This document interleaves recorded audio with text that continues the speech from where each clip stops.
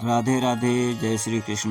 भक्तजनों, एक दिन की बात है, भक्ति में लीन नंद बाबा की आंखें जब ध्यान में बंद थीं, उसी पल नटखट कान्हा ने अपनी सबसे अनोखी लीला रच दी। खेल खेल में नहीं बल्कि प्रेम और मासूम शरारत से ठाकुर जी ने ठाकुर जी को ही अपने मुख में छुपा लिया और भक्ति के क्षण को चमत्कार में बदल दिया। गोकुल में चारों तरफ आनंद ही आनंद छाया रहता था। वहाँ के निवासी श्री कृष्ण की बाल सुलभ लीला देखने नहीं आघाते थे और श्री कृष्ण नित्य नूतन लीला से सबको आनंद में सराबोर करते थे। नंद बाबा के भाग्य का तो कहना ही क्या था। उनके सौभाग्य को देखकर बड़े बड़े तपस्वी ऋषि मुनि भी सराहना करते थे। भला साक्षात आनंद घन परमात्मा ही जिनके बालक बनकर अपनी लीला से जिनको रिझाने के लिए नित्य प्रति नवीन लीला की योजना बनाते हैं, उनके सौभाग्य की बराबरी कौन कर सकता है। एक दिन नंद बाबा नित्य की भांति प्रातः काल अपने इष्ट भगवान शालिग्राम के पूजन अर्चन के लिए पूजन गृह में गए। कन्हई भी नवीन लीला करने के उद्देश्य से छिपकर उनके पीछे पीछे लग गए। नंद बाबा ने ठाकुर जी को स्नान कराया, चंदन फूल माला चढ़ाया, उनका सुंदर वस्त्र और आभूषणों से श्रृंगार किया, भोग लगाया। उसके बाद उन्होंने मधुर स्वर में ठाकुर जी की आरती की। फिर आंखें मूंदकर ठाकुर जी से उन्होंने प्रार्थना करते हुए कहा, दीनानाथ कन्हैया के सलोने मुखड़े और मधुर चितवन ने मुझ पर जादू सा कर दिया है। मैं जब कभी आपका ध्यान करता हूँ, मुझे लगता है कि कन्हैया ही कन्हैया चारों तरफ दिखाई दे रहा है। उसे छोड़कर मुझे संसार की सारी वस्तुएं भूल गई हैं।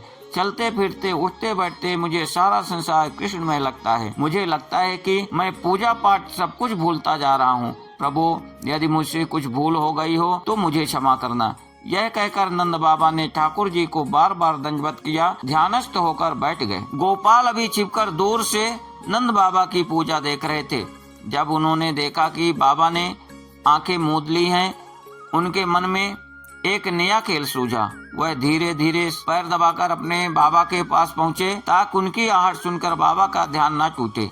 वे थोड़ी देर तक चुपके से ठाकुर जी के पास बैठकर टकटकी लगाए उन्हें देखते रहे।